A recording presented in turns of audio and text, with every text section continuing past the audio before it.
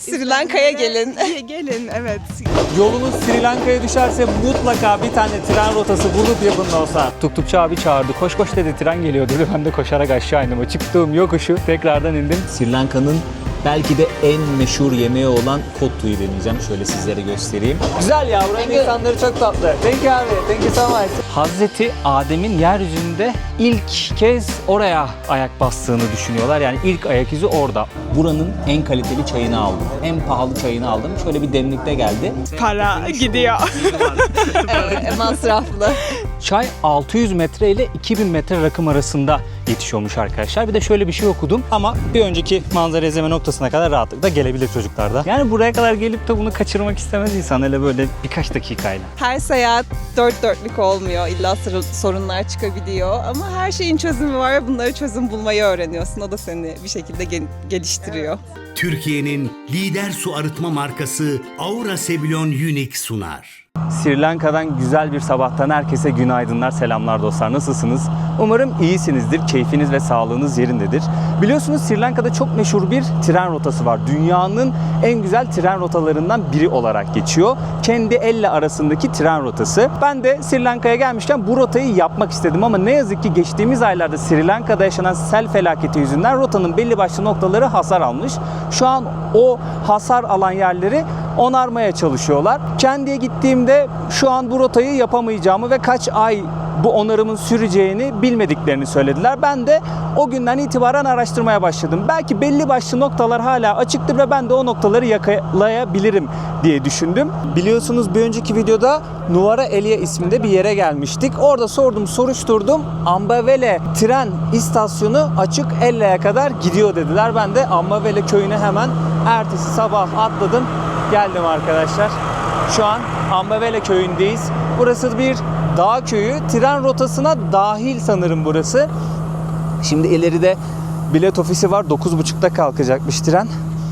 Ben de hızlıdan gidip biletimi alacağım. Şu an saat tam olarak 9. Yarım saat sonra kalkacak. O meşhur tren rotasının bir kısmını da olsa yapacağız arkadaşlar. Gezimiz Aura Sebilon su arıtma cihazlarının desteğiyle başlıyor. Can I get one ticket for Ella? Şahane yerlerdeyiz arkadaşlar ya. Gerçekten müthiş bir doğası var Sri Lanka'nın. El değmemiş bir doğası var. Şimdi trenimizin birinci kompartımanı burası. En lüks burasıymış. Zaten şöyle içeriği göstereyim sizlere. Koltukları görüyorsunuz. Konforlu. Ama biz en son klasmanda gideceğiz. 3. sınıfta yolculuk yapacağız arkadaşlar. Tren istasyonlarının içerisinde dinlenme odaları var. Mesela burası kadınların dinlenme odası. İçerisinde tuvalet de oluyor. Erkeklerin dinlenme odası ayrı. Trenin diğer tarafı, yani diğer tarafa bakan manzarası daha iyiymiş. Onun tiyosunu da aldık. Biletimiz bu şekilde arkadaşlar bu arada. 1200 rupi. O da işte 3,5-4 dolar arası bir şey yapıyor. İyi ya, yakaladığımıza çok sevindim vallahi. Burayı yapmak istiyordum yani. Buraya kadar gelmişken bu tren rotasını yapmak istiyordum. Şuraya. Geçelim, burası sakin gibi duruyor. Bu tarafa oturmamı söylediler. Bakın makaslı. Şimdi bunları kaldıracağım ben. Camı da açtık mı tamamdır. İçeride tuvalet de var galiba. Aynen şuralar. Tuvalet olsa gerek. Şöyle göstereyim sizlere. 1. sınıfta biraz daha rahat yolculuk yapıyorsunuz. Şöyle makasları kaldırıp açtık mı camı. Etrafı izleye izleye gideriz. Gayet güzel be.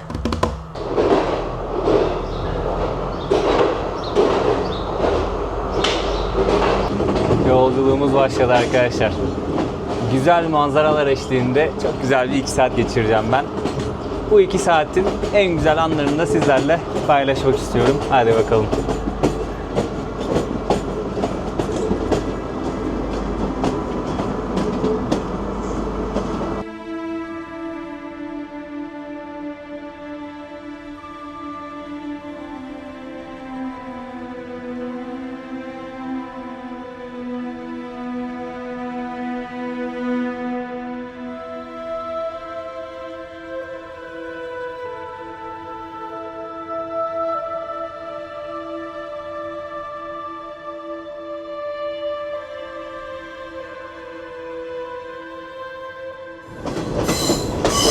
Müthiş bir manzaradan geçiyoruz arkadaşlar.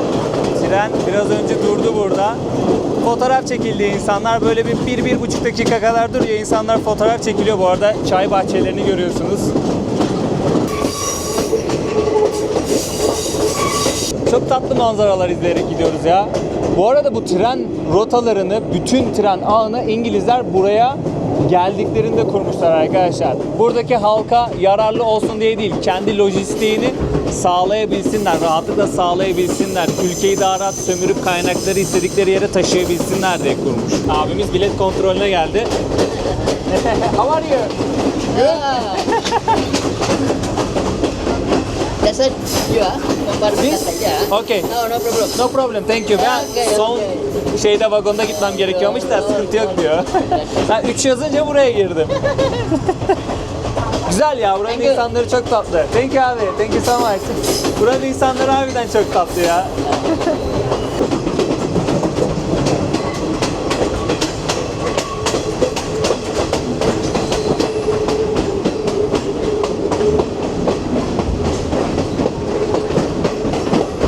Etrafımız yemyeşil, her yer yemyeşil.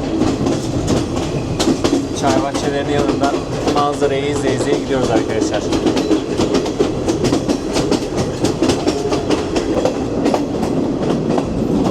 Çok az kaldı arkadaşlar. Bir sonraki istasyon Ella. Geldik sayılır. Çok güzel manzaralar izledik ya. Bir ara yağmur yağdı, sis çöktü. Çay bahçelerini izledik. Çay bahçelerinde tarlalarda çalışan abilerimize, ablalarımıza, emekçileri izledik. Güzel yerlerden geçtik. Gerçekten çok hoş ve tatlı bir rotaymış yani. Keyifli manzaralar izleyerek gidiyorsunuz. Siz de keyfini çıkartıyorsunuz. Ama yanınıza atıştırmalık bir şey alın ya da kahvaltıyı güzel yapın. Karnınız acıkabilir. Benim karnım acıktı. Yolunuz Sri Lanka'ya düşerse mutlaka bir tane tren rotası bulup yapın dostlar. Mutlaka. Umarım bu videoyu izleyenlerin yolu buraya düşer, gezer, görür, öğrenir, keşfeder, sevdikleriyle paylaşır. Ben de sizlerle paylaşıyorum elimden geldiğince dostlar. Evet, Ella'ya adım atmış bulunuyoruz arkadaşlar. Yolculuğumuz burada tamamlandı. Ulaştık be. Hello. Saat tam 11.56 arkadaşlar. Yani yaklaşık 2,5 saatlik bir yolculuk oldu. Güzeldi be. Vallahi birazcık acıktım ama yolculuk birazcık acıktırdı beni. Onun dışında her şey müthişti. Her şey müthişti. Thank you. Biletleri burada abimize iade ediyoruz. Sebebini bilmiyorum. Ben hatıra olarak saklamayı seviyorum genelde böyle şeyleri ama abimiz istedi. Biz de verdik. Yapacak bir şey yok. Arkadaşlar Ella'ya gelir gelmez konaklama problemini çözdüm ve hemen bir restorana geldim. Sri Lanka'nın belki de en meşhur yemeği olan kottu'yu deneyeceğim. Şöyle sizlere göstereyim. Sebzeli, yumurtalı, tavuklu kottu aldım. Çeşitli sebzeler var. İnce ince kıyılmış. Tavuk görüyorum, ince ince kıymışlar onu da. Yumurta parçaları var.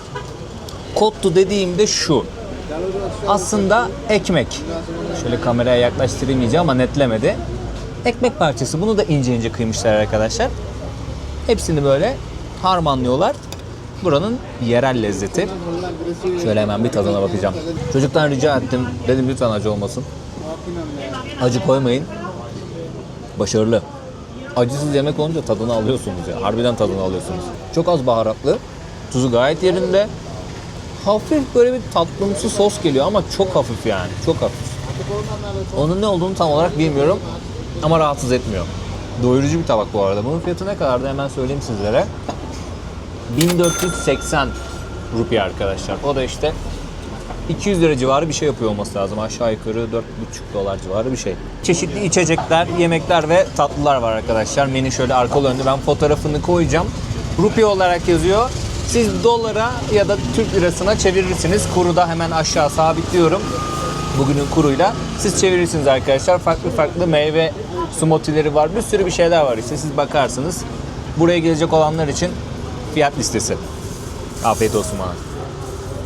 Evet arkadaşlar, karnımızı da doyurduğumuza göre, enerjimizi aldığımıza göre gezmeye başlayabiliriz. Burası Ella'nın merkezi. Tahmin edebileceğiniz üzere genelde akşam burası kalabalık oluyor, curcuna oluyor. Gündüz vakti gelen turistler genellikle çevreyi geziyorlar. Yani Ella'nın çevresindeki doğal güzellikleri görüyorlar. Birkaç tane ziyaret edebileceğiniz nokta var. Tabii gündüz de burada vakit geçirenler oluyor. Kafeler, restoranlar, marketler, oteller, hosteller her yer şu an bulunduğumuz yer ve birazcık çevresinde. Gördüğünüz üzere gün içerisinde de bir hareketlilik var aslında ama akşam olunca turistler geliyor ya buraya, dinlenmeye geliyor, yemek yemeye, kafede oturup vakit geçirmeye, eğlenmeye geliyor. O zaman farklı bir curcuna, farklı bir hareketlilik oluyor tabii ki. Sol taraftaki kulübeyi görüyorsunuz değil mi? Orada polisler bekliyor. Karşıda bir tane halk tuvaleti var. Burada da meşhur Sri Lanka otobüsleri. Eyvallah abi. Geldiğimiz tren rotasını gören bir nokta var arkadaşlar. Bir köprü geçiyor. O köprüyü gören bir nokta var. Burada Nine Arch Road yazıyor. Şöyle göstereyim, Nine Arch diye. Ella'nın merkezinden haritayı açın abi. Buraya gelecek olanlar için söylüyorum. Ana yoldan sizi belli bir noktaya getiriyor. Bu tabelayı görüyorsunuz. Bu patikaya giriyorsunuz. Buradan o köprüyü görmeye gidiyoruz şimdi. Gördüğüm, anladığım kadarıyla Sri Lankalılar doğayla barışık insanlar arkadaşlar. Yani o Sigiriya'dan bu yana gezdiğimiz yerleri incelediğimizde çok da fazla zarar verdiklerini düşünmüyorum açıkçası doğaya. Tabii ki belli bir noktada kendi evlerini vesairelerini inşa etmişler, yaşam alanı kurmuşlar ama olabildiğince en az zararla bunu yaptıklarını düşünüyorum. Gördüğüm kadarıyla tabii ki. Mesela tren rotasını yaptık değil mi? Belli noktalarda köyleri vesaireleri çok net bir şekilde yukarıdan inceleyebilme şansımız oldu. Çok güzel rota bu arada, onu tekrardan söyleyeyim. Ya böyle incelediğimde olabilecek en az hasarla sanki o evleri, köyleri inşa etmişler gibi geldi bana. Yani doğaya saygı duymuşlar, korumaya çalışmışlar. Çok hoşuma gitti açıkçası. Vallahi çok hoşuma gitti yani. Bir de o teraslar dikkatimi çekti. Hatırlıyorsanız Peru'yu gezerken de İnkaların meşhur teraslarını çokça gördük, sıklıkla gördük. Burada da çay bahçelerini sıklıkla gördük arkadaşlar. Çay bahçelerinin bazıları da böyle teras mantığındaydı. Benim Peru videolarımı izleyenler hatırlayacaktır. O İnkaların terasları özel teraslardı arkadaşlar. İzlemeyenler varsa o videolara baksınlar, ne demek istediğimi anlayacaklar. Burada da bir sürü doğal olarak tabii ki çay bahçesi. Sri Lanka çayıyla ünlü bir ülke. Çay Sri Lanka için o kadar önemli ki yani ekonomisinin çok ciddi bir kısmını oluşturuyor. Burada üretiyorlar, tüm dünyaya satıyorlar arkadaşlar. Şimdi çayın ana vatanı Çin. Japonya'ya daha sonrasında sıçramış. Çeşitli yolculuğu var çay yapraklarının. İngilizler vasıtasıyla Sri Lanka'ya kadar geliyor arkadaşlar. İngilizler geldiğinde burada kahve tarlaları varmış. Bunun daha detaylı araştırmasını yapıp bir sonraki videoda anlatmak istiyorum sizlere çayın yolculuğunu. Burada kahve bahçeleri varmış arkadaşlar. Kahve tarlaları varmış, plantasyonları. Ama tabii o kadar Güney Amerika gibi çok düşünmeyin. Daha sonrasında İngilizler buraya çay ekiyorlar. Çünkü iklim olarak çayın yetişebileceği yerler. Çay 600 metre ile 2000 metre rakım arasında yetişiyormuş arkadaşlar. Bir de şöyle bir şey okudum. Ne kadar yüksek rakımda olursa, yani 2000 metreye ne kadar yakın olursa aroması o kadar daha iyi oluyormuş. Lezzeti o kadar daha iyi oluyormuş ve daha kaliteli bir içim oluyormuş. Daha kaliteli bir çay içiyormuşsunuz. Sri Lanka'da belli açılardan bu durumu gerçekten iyi sağlıyor. O yüzden burada bayağı bir çay üretiliyor. Dünyaya ihraç ediliyor ve Sri Lanka çayıyla meşhur arkadaşlar. Bizim ülkemize de Sri Lanka çayı geliyor bu arada. Pardon kardeş, burası doğru yol mu? Yarınlar yokmuşçasına yiyor ya. Afiyet olsun reis. Götür. Bu jackfruit meyvesi ya. Yanlış hatırlamıyorumdur umarım. Jackfruit meyvesi olması lazım bu. Bunu böyle kırıyorlar, içerisinden o meyvesini çıkarıyorlar.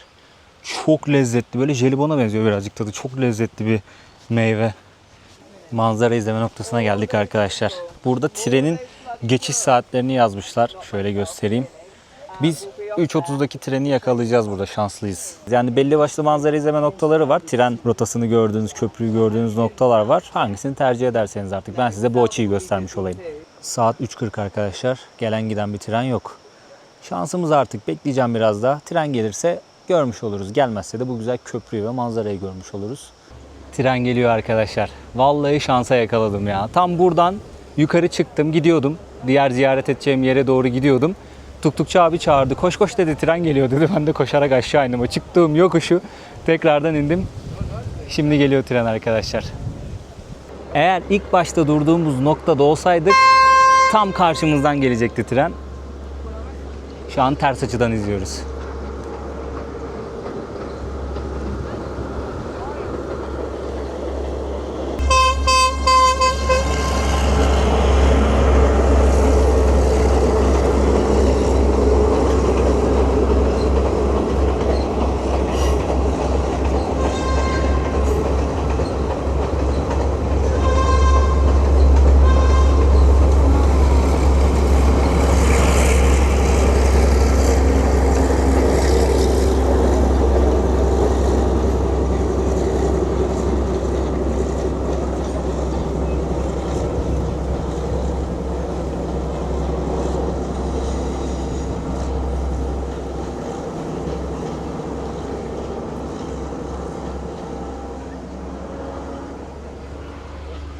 görev tamam. Sağ olsun vallahi Tuktukçu abi. Günümüzü kurtardı ya. Yani buraya kadar gelip de bunu kaçırmak istemez insan, hele böyle birkaç dakikayla. Yukarıda duysaydım trenin sesini üzülürdüm harbiden. Thank you so much bro. Thank you. Adam. Thank you. Bye bye. Take care. Bye bye. Take care. Germany? Türkiye. Türkiye. Adam. Ta gitmiştim ya, ileriden geldi çağırdı beni.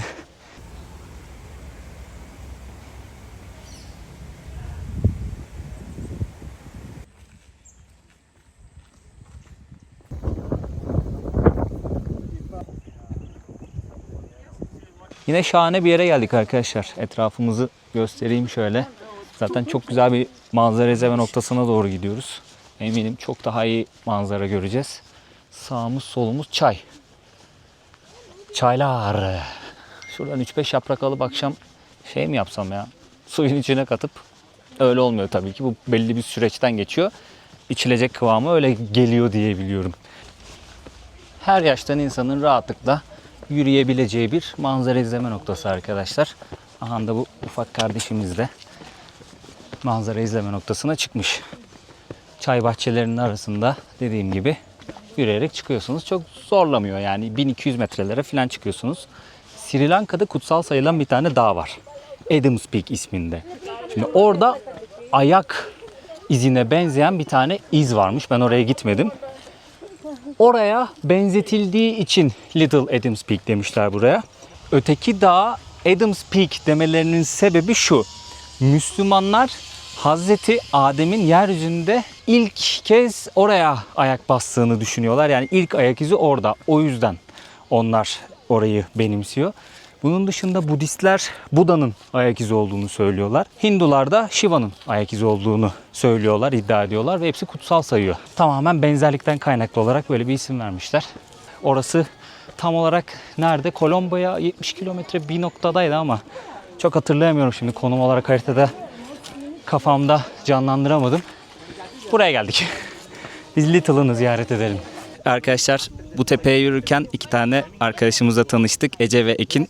Mikrofonu ben direkt size vereyim şöyle. Benim sesim birazcık gürdür gelir. Tamam. Nasılsınız, iyi misiniz? İyiyiz. Teşekkür ederiz. Ne zaman geldiniz Sri Lanka'ya? Dün Dün. geldik. İlk intiba nasıldır peki? Beğendiniz mi buraları? Çok yeşil. Çok güzel. Hayatımda gördüğüm en yeşil yer. Evet, benim de öyle. İnsanları nasıl peki? Geldiğiniz andan itibaren Çok fark sıcak. ettiniz mi? Çok yardımsever. Yani her şekilde yardım Evet. etmeye çalışıyorlar. Hindistan'a ben çok gidip geldim. Onlara çok benziyorlar. Herkes çok sıcak, samimi. Coconut juice bir sürü içtik. O yüzden mutluyuz. Peki ucuzluk pahalılık konusunda ne Çok dersiniz ucuz. ilk gün olarak? Bize göre yani. Makul, gayet uygun. Evet, günlük $30 kaldığımız yer, çok güzel manzarası. Yani gerçekten fiyatına değiyor. Peki burada planlarınız neler? Ekin söyle. Ben Ekin'de bir hafta kalacağım. Ekin gittikten sonra surf yapmaya gideceğim. Ekin'leyken de Bugün Ella'dayız. Yarın da Ella'dayız. Nine Arc Bridge. Oraya gideceğiz. Burada Waterfall birkaç göreceğiz. sightseeing yaparız. Ondan sonra Yala'da fil safarisine gideceğiz. Buranın Afrika'dan sonra sanırım en meşhur safari Sri Lanka'daymış. Evet. Büyük bir safari alanı varmış ve doğal ortamlarında filleri ama görebiliyorsunuz. gelirken yolda fil gördük ve maymunlar gördük. Maymunlara çok dikkat edin. Evet, Eşyalarınızı evet, çalıyorlar. biraz Sigiriya tarafına agresiflermiş. gittiniz mi? Sigiriya tarafına. Orada bir Lion Rock var. Hayır, oraya gitmedi. Belki yarın gideriz. Bu yarın sabah güzel olur dediği yer adamın. Ella Rock. Eller Ha, Ella Rock. Ha, Ella Sigiriya Rock. yukarıda Sigiriya o başka. farklı. Yok, onu bilmiyorum. Orada da Yok. yabani filler dolaşıyordu. Onu, akşam hava karardıktan sonra yola falan Sen çıkıyorlar. belki yaparsın. Belki ben yaparım. kısa kalıyorum burada. Evet. Yala'dan sonra da Mirisa'ya gideceğiz. Biraz Bursa'da da okyanus. okyanus. Peki sık takılmaca. seyahat ediyor musunuz? Evet, Evet. ediyoruz. Seyahat etmek hakkında bir şey söylemek ister misiniz? Nasıl bir his? Sizi nasıl etkiliyor? Bence insanın vizyonunu gerçekten çok genişletiyor. Farklı insanlarla tanışmak, farklı kültürleri öğrenmek bir insanın kendine yapabileceği en güzel şey bence. Yani yapabilen deneyimlesin. Farklı yerler görsün, konfor alanından çıksınlar. Bunlar güzel şeyler, hayatı deneyimlemek. Evet, bence de bir değişiklik güzel geliyor. İnsan kendini de farklı bir şekilde anlıyor, fark ediyor. Yeni perspektifler, başka insanlar nasıl yaşıyor onu görüyor. Kesinlikle. O bayağı bir şey katıyor. Var mı peki? Mesela Para gidiyor. Evet, masraflı. Evet. Ya bazen konforun tehlikeli az olabiliyor. bozuluyor. Ama o da kötü bir şey değil bence. Konfor alanından çıkıyorsun sürekli. Ama her problemin çözümü Biz var. çıktık Hani mesela her seyahat dört dörtlük olmuyor. İlla sorunlar çıkabiliyor. Ama her şeyin çözümü var. Bunları çözüm bulmayı öğreniyorsun. O da seni bir şekilde geliştiriyor. Sri Lanka'ya gelin. Gelin, evet. Hep batıya gidiyorsunuz, doğuya da gidin. Doğu da güzel. Karşıdaki manzara izleme noktasını görüyorsunuz. En uçtaki nokta orası. Şimdi ben oraya doğru yürüyorum. Ekin ve Ece bu tarafta kaldılar. Şöyle aşağı doğru inelim. Burası birazcık dik. Dikkatli gitmeniz gerekiyor patikadan. Ben o tarafı merak ettim. Oraya doğru bir gidelim. Havada kararmak üzere. Hava kararmadan oraya ulaşıp manzarayı görebilirsek güzel olacak.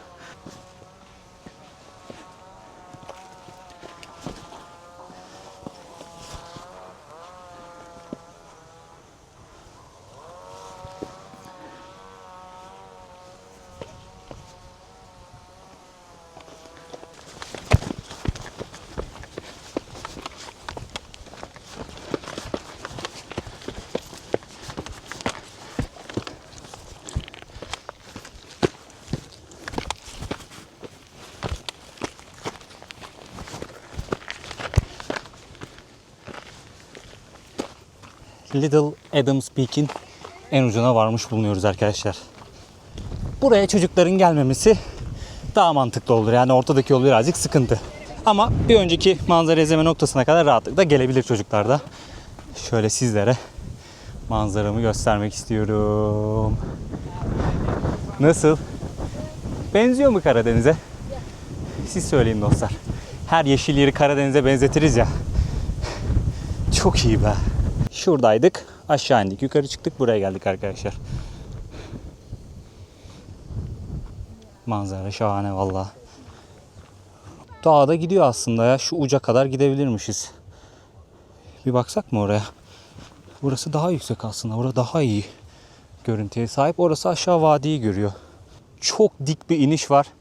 İnerim, giderim.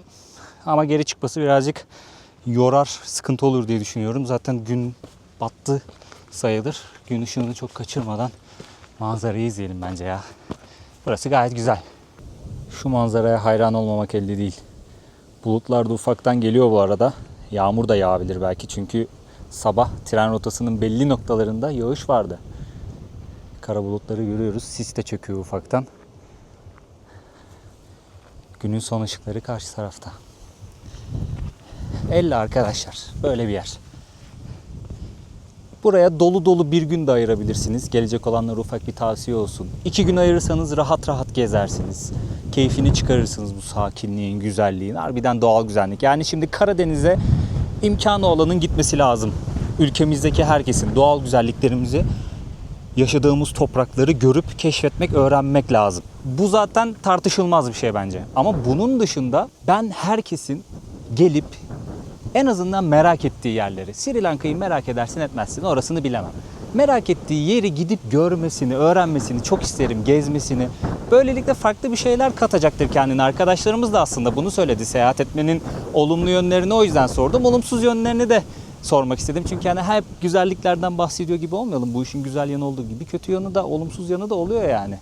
Bunu 6 senedir bir fil gezen kardeşiniz olarak söylüyorum ki başıma gelenleri de biliyorsunuz. O yüzden ben kanalımda hep olumlu şeyleri de anlatırım, olumsuz şeyleri de anlatırım. Ama benim için önemli olan insanların sıcakkanlılığı. Bak ben buna çok dikkat ediyorum. Nasıl yaşadığı, neye nasıl baktığını konuşuruz. İyi niyetli olsun, diğerlerini onun üzerine konuşuruz. O ayrı. Kötü niyetli olmasın. Konuşabiliyorsun çünkü iyi niyetli insanlarla iletişime geçebiliyorsun. En güzel şeylerden biri bu. Genç bir kardeşimiz var. Burada dükkan açmış. Bir şeyler satıyor. Şöyle sizlere göstereyim kardeşimizin dükkanını. Ben de ona destek olmak için birkaç bir şey alacağım şimdi. Burada fil biliyorsunuz oldukça popüler. Böyle fil heykelcikleri alabilirsiniz. Yeriniz varsa daha büyük heykeller de alabilirsiniz tabii ki. Ha, bu çok güzelmiş ha. Küçük kupa. Sri Lanka bayrağı var. Çok ilginç ya Sri Lanka'nın bayrağı, baksanıza. Eski krallıklara atıf yapıyor sanırım. Anlamını hiç bilmiyorum ha. Aklıma gelmedi. Aslında bakarım. Her ülkeye gittiğimde bayrağının anlamına bakarım mutlaka ama Sri Lanka'ya bakmayı unuttum. Ella'nın akşamları canlı dostlar. Şöyle kafeleri, restoranları göstereyim sizlere. Işıklar yanınca rengarenk oldu her yer, baksanıza. Dediğim gibi herkes gezdi dolaştı. Şimdi akşamın tadını çıkarmaya. Önce yemek yiyecekler. Sonrasında çay, kahve bilmem ne. Daha sonrasında eğlence. Sonrasında da dinlenme ve yarına hazırlanma. Genelde plan program bu şekilde oluyor. Benim planım da tek olduğum için birazcık böyle takılırım kendi halimde. Bir çay may içerim. Buraya kadar gelip de çay içmemek, her gün çay içiyorum yani. Bu topraklara gelip de içmemek olmaz. Çok lezzetli. Çay içerim, biraz dolanırım, yemek yerim, giderim. Odamda birazcık takılırım, çalışırım, dinlenirim. Size odamı da göstereceğim bu arada. Burada ne satıyor? Oo, hamur işi. Neyli? Burada tavuk mavuk bir şeyler var, yumurta var. Şöyle fiyatları göstereyim arkadaşlar. Ya $2,5 civarı.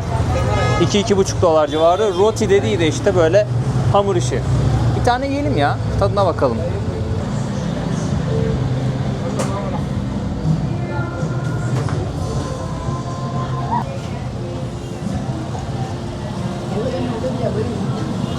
Rotimiz geldi arkadaşlar. Şöyle göstereyim. Hamur işi, içerisinde dilerseniz peynir vesaire, tavuk mavuk bir şeyler de koyuyorlar. Dilerseniz benim gibi tatlı versiyonunu da yiyebilirsiniz. Ben muz ve çikolata koydurdum. Hamuru açtı, hızlıdan tak tak tak hazırladı abimiz. Şöyle bir tadına bakalım. Nasıl da kibarıyor, nasıl da kibarıyor ya. Çatal bıçak kullanıyor, bak bak bak. Bunu o kadar beğenmedim arkadaşlar. Birazcık kalın olmuş hamuru. Tayland'da çok daha güzel yapıyorlar bu arada. Yani harbiden tatlı yediğinizi hissediyorsunuz. Çıtır çıtır oluyor hamuru. Ben Bangkok'ta kaldığım sürece bir tane Myanmarlı kardeş vardı benim kaldığım hostele çok yakın bir mahallede, sokakta. Hep onun yanına gidip orada yiyordum. Çok da iyi anlaşmıştık onunla. O çok iyiydi. Bunu beğenmedim. Tatlıdan sonra bir çay içelim arkadaşlar. Bir kafeye geldim şimdi. Burada hem çay satıyorlar hem de sattıkları çayı aynı zamanda kendileri yapıp böyle servis ediyorlar. İçebiliyorsunuz. Kendime buranın en kaliteli çayını aldım. En pahalı çayını aldım. Şöyle bir demlikte geldi. 2 fincan çay çıkıyormuş bundan. 980 rupi, yani 3 küsür dolar falan bir şey yapıyor. Bunun 25 gramını 7000 rupiye satıyorlarmış arkadaşlar. 7000 rupi de ne kadar yapıyor biliyor musunuz? 1000 TL civarı bir şey yapıyor. En kaliteli çay yaprağıymış. Çocuk gösterdi bana. Bakalım tadına, merak ettim. İçimi çok iyi ya. İçimi gerçekten iyi. Bak, diğer içtiğim çaylara göre bir tık daha içimi hafif ve aromasını o kadar güzel hissediyorsunuz ki arkadaşlar. Birkaç tane yerde çay denediğimde aromayı yine çok net bir şekilde, yoğun bir şekilde hissediyordunuz ama bazı noktalarda ağır geliyordu çay size. Bu öyle yormuyor. Harbiden güzel yapmışlar bak. Yani yaprağın kaliteli olduğu belli, içiminden belli. Arkadaşlar şimdi kaldığım yere geldim. Yağmur başladı. Zamanlamamız müthiş. Sokaktaki kalabalık da birden çekildi. Yağmur başlayınca hemen kafelere, restoranlara kaçtılar. Nasıl kilit? Şöyle şunu da açtık mı? Tamamdır. Vallahi han kapısı gibi açıldı kapımız. Evet arkadaşlar, videonun sonunda sizlere kalacağım yeri de göstereyim. Bu odada tek başıma kalacağım. Şöyle 3 tane yatak var. Dilerseniz 3 kişi de kalabiliyorsunuz. Gecelik 11,5 dolar. 3500 rupi yapıyor. Tek başıma kalacağım dediğim gibi. Burası bir hostel aslında. Ama paylaşımlı odada kalırsanız gecelik 8 dolara falan tekabül ediyordu. Şöyle tuvaleti, banyosu da içerisinde göstereyim sizlere. Sıcak su da var. Ya dedim hostelde kalacağıma 8 dolar verip 11,5 dolar vereyim, tek başıma kalayım. Burayı tuttum arkadaşlar. Şansıma bir tane oda boşmuş. Böyle bir oda. Şehrin merkezinde hemen tren istasyonunun biraz ilerisinde. Yani raylardan yürüyerek buraya ulaşabiliyorsunuz. Şehir merkezinden gelirken de tren raylarını geçiyorsunuz, hemen karşıda böyle bir ağaç ev. Zaten ismi de öyle. Hostel Tree House olarak geçiyor, yani ağaç ev hosteli olarak geçiyor. Konsept güzel. Rastafari abilerimiz var burada, takılıyorlar kendi hallerinde. Bayağı da bir şey var yani, burada genç nüfus takılıyorlar. Parti hosteli gibi değil de en üst katı terası böyle biraz eğlence, insanların vakit geçireceği bir alan tarzında yapmışlar, tasarlamışlar. Çok da sıcakkanlılar, sağ olsunlar. Burada kalacağım. Güzel de bir mural çizmişler. Bayıldım vallahi, ikisine de bayıldım ama şu çok güzel. Şu arkamda kalan çok güzel. Bu videoluk bu kadar olsun arkadaşlar. Biraz uzun bir video oldu, kusura bakmayın. Tren yolculuğu yaptık. Gayet güzeldi. Bilmiyorum sizin hoşunuza gitti mi? Daha sonrasında Ella'yı gezdik. Elimden geldiğince sizlere göstermeye çalıştım. Tabii ki daha fazla yapılacak şey var. Daha çok görülecek şey var. Ben elimden geldiğince sizlere, vaktimin de yettiğince, bütçemin de yettiğince göstermek istiyorum. Bazı yerleri atlayabiliyoruz çünkü bir tane daha fazla yer göreyim, orayı da göstereyim istiyorum sizlere. Belki rotanıza eklersiniz, daha ilginç olur vesaire vesaire. Bu tarz fikirlerle ilerliyorum. Umarım videoları keyifle izliyorsunuzdur. Bu sene 500.000 abone hedefi koydum. Umarım yakalarız. Umarım yakalarız dostlar. Abone olmayı unutmayın. Videoları beğendiyseniz beğen tuşuna, beğenmediyseniz beğenme tuşuna basabilirsiniz. Sevdiyseniz sevdiklerinizle paylaşabilirsiniz videoları WhatsApp gruplarında vesaire. Instagram adreslerinizde paylaşıp beni de etiketleyebilirsiniz. Bunun dışında bir de yorum yazarsanız çok sevinirim. Etkileşimi arttırmış oluruz ve böylelikle videolar yeni kişilere ulaşmış olur. Diyeyim ve bu videoyu da burada bitireyim. Yağmurda yakalanmadık. Islanmadan, çok az ıslandım. Odamıza geldik. Ben şimdi biraz çalışacağım. Daha sonrasında dinleneceğim.